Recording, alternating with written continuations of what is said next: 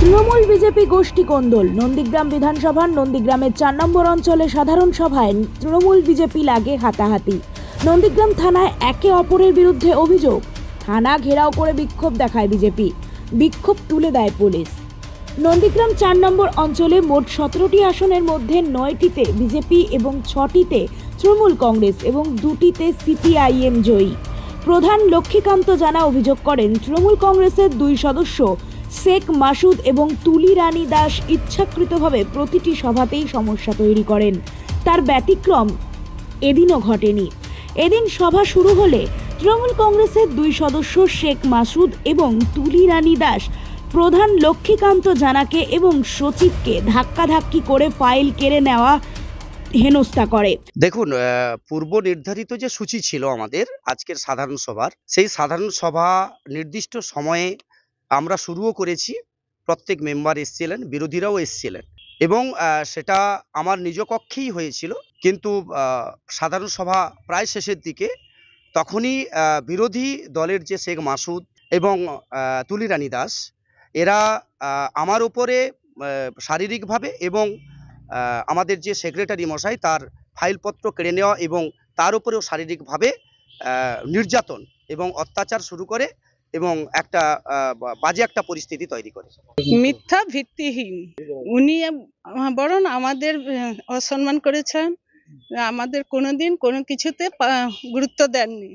বলছে আপনাকে 4 বছর আমি যতদিন চেয়ারে থাকবো আপনাকে কোনোদিন কোনো কিছু কাজ দেবো না, আর তোমার কথাও কোনোদিন শুনবো না। প্রধান বলেছে আমাকে। আজ 2.5 বছর হয়ে গেল, একটা কোনো কাজ দেয়নি। হ্যাঁ বলে না বলে দেয়। টোটাল মিথ্যা কথা। নন্দীগ্রাম গ্রাম পঞ্চায়েতের বিজেপি পরিচালিত প্রধান গত 6 মাস ধরে কোনো সাধারণ সভা আমাদের হয়নি। অবৈধভাবে সেক্রেটারিকে হাতে নিয়ে আমাদেরকে কোনো মান্যতা না দিয়ে আমাদের যদি কোনো নোট ডাউন করতে বলি সাধারণ সভার খাতায়, উনি কিন্তু কোনো দিন করেনি। এইটা নিয়ে আমাদের তর্ক বিতর্ক হয়েছিল, কিন্তু কোনো মারধর বা কোনো কিছু এরকম কিছু আমাদের কোনো হয়নি। উনি মিথ্যা কথা অভিযোগ দিয়েছে। মানে দুর্নীতি পরায়ণ প্রধান, প্রচুর দুর্নীতির শেষ নেই। যদি হিসাব করা যায় লক্ষ লক্ষ টাকা দুর্নীতি করেছে। আমরা ধরেওছিও কয়েকদিন আগে এখানে নন্দীগ্রাম বুথের উপরে হচ্ছে যাদব পালের বাড়িতে পাশে একটা কংক্রিট ড্রেন করেছিল, ড্রেন না করে টাকাটা তুলে নিয়েছিল। আমরা যখন প্রতিবাদ জানাই বিডিও সাহেবকে, বিডিও সাহেব তখন তৎক্ষণাৎ সঙ্গে সঙ্গে গিয়ে স্পটে যায়, সেখানে গিয়ে দেখে না সত্যিকারের ড্রেন না করে পয়সা তুললো। আবার বাধ্য হয়ে সেটা আবার কি করলো, ব্যাক টাকাটা রিফান্ড করলো পঞ্চায়েতের ফান্ডে। এই ধরনের বিভিন্ন অভিযোগ আছে।